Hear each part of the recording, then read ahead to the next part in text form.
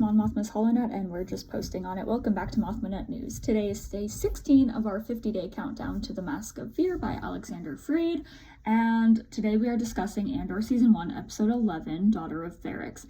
Let's jump in. So the first scene involving Mon is not even one that she's in, but I'm still going to talk about it anyways.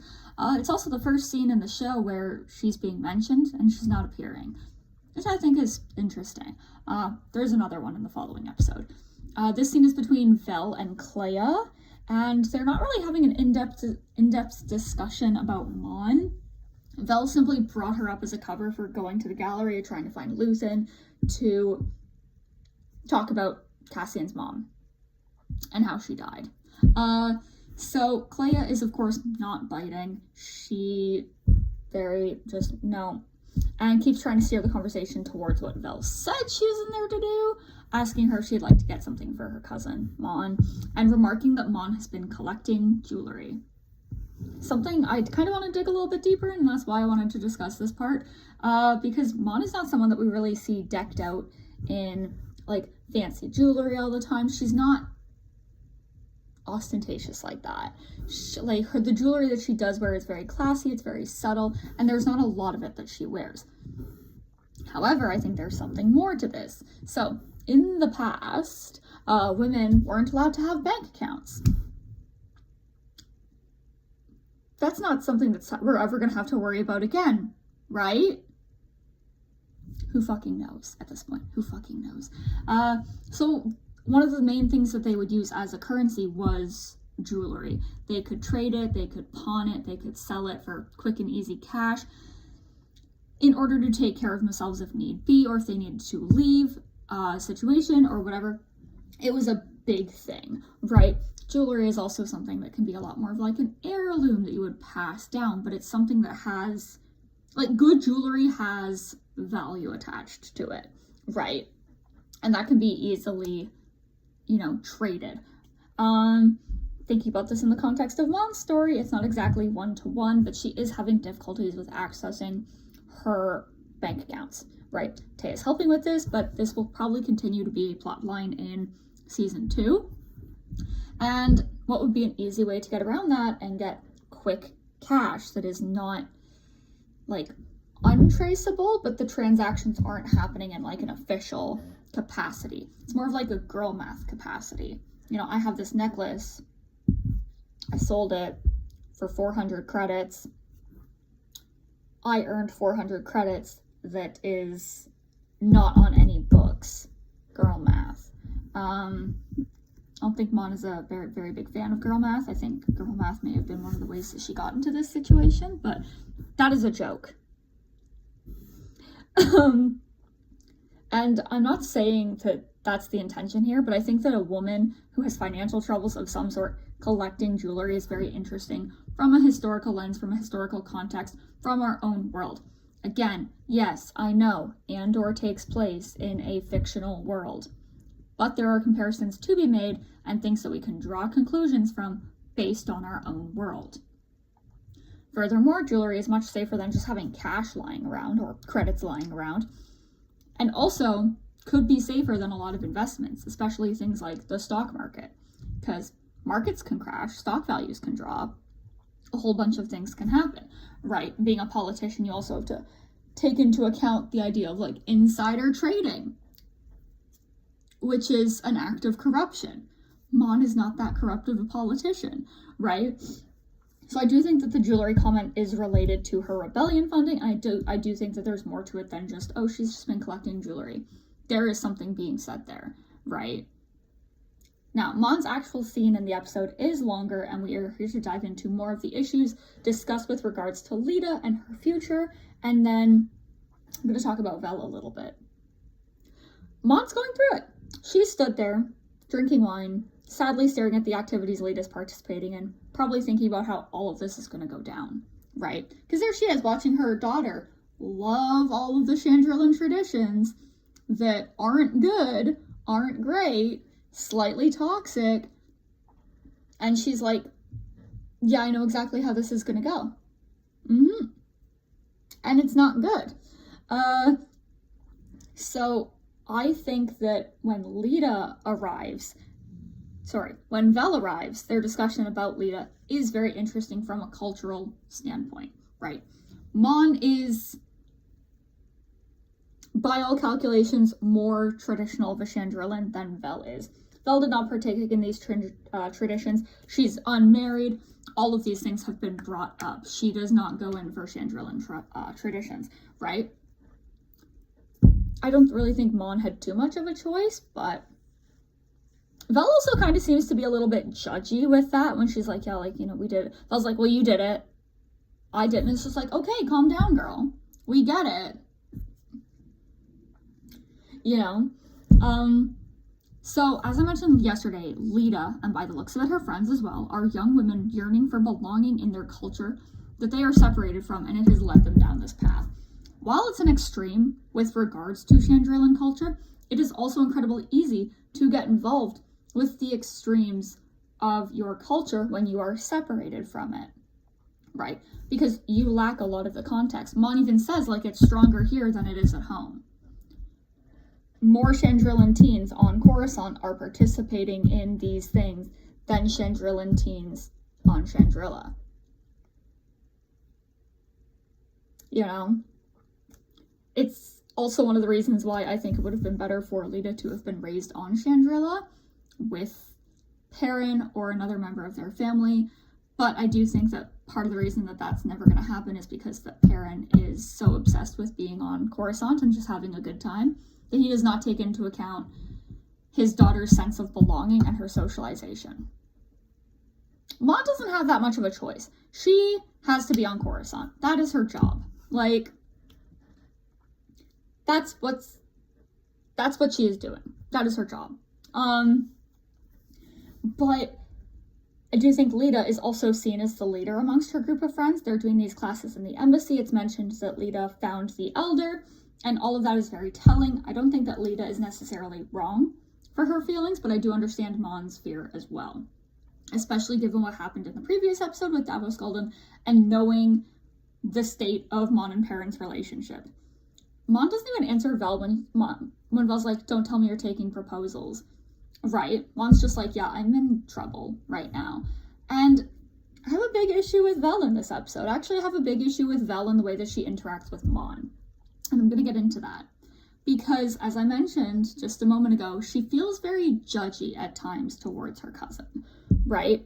Her cousin, who I think had a lot less agency in her life.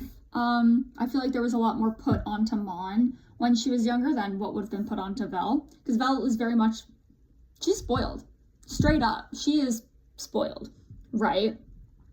And, you know, this leads us to Mon telling Vel the actual reason that Tay has been there, something that she was vague about during their last discussion in episode 9. Again, I love Vel. I don't like her in this scene.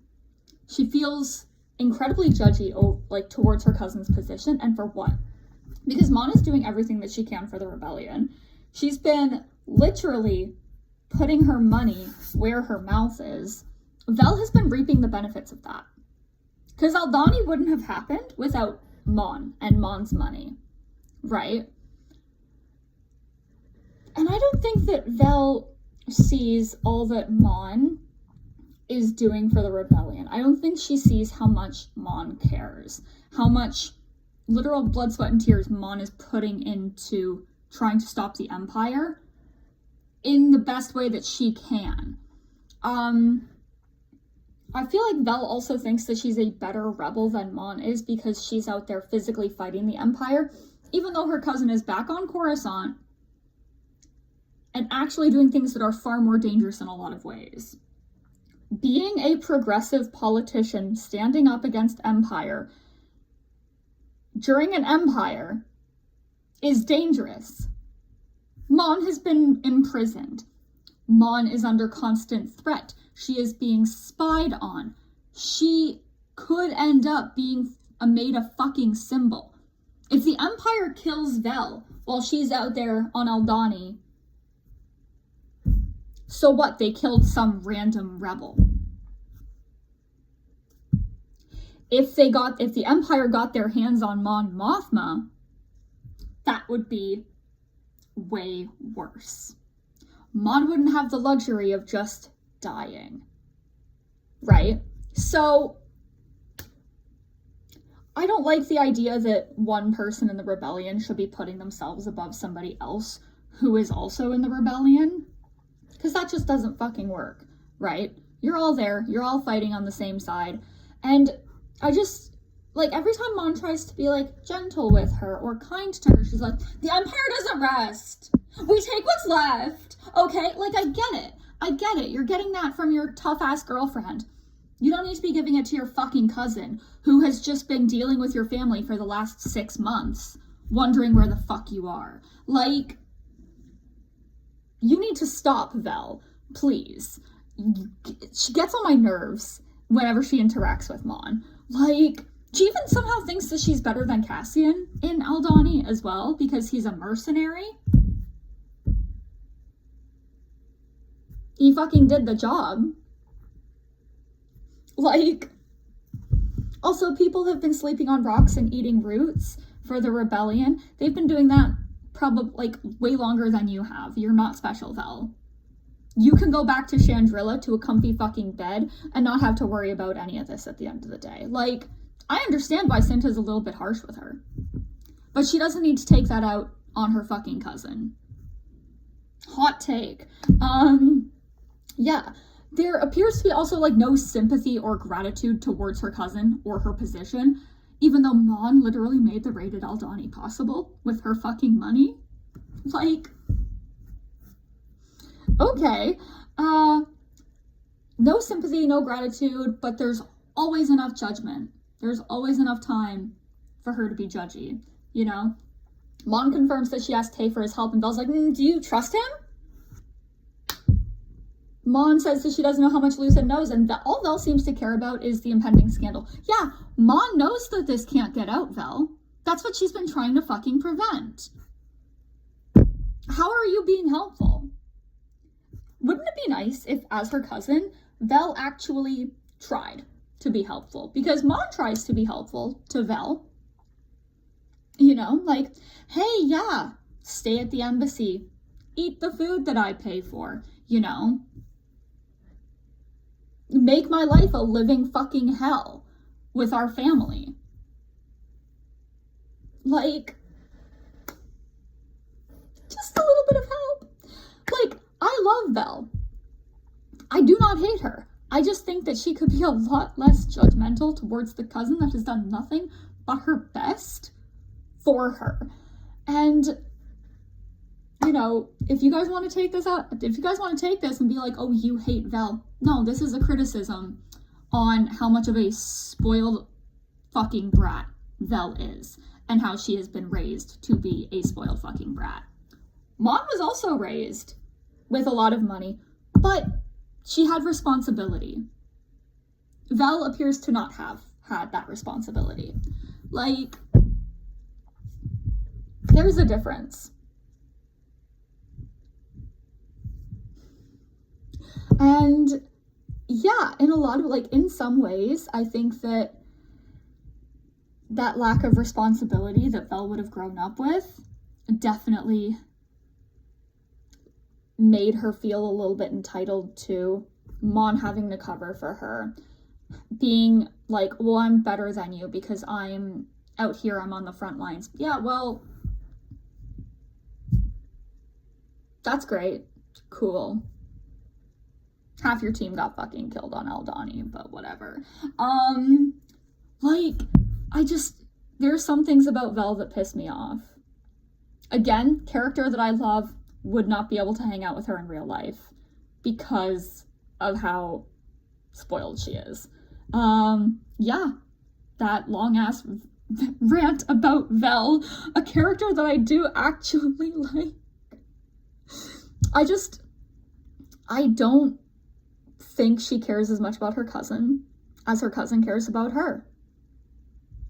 And I think part of the reason that she's a cool aunt in Leda's eyes is because Leda can sense the animosity that Vel has towards Mon.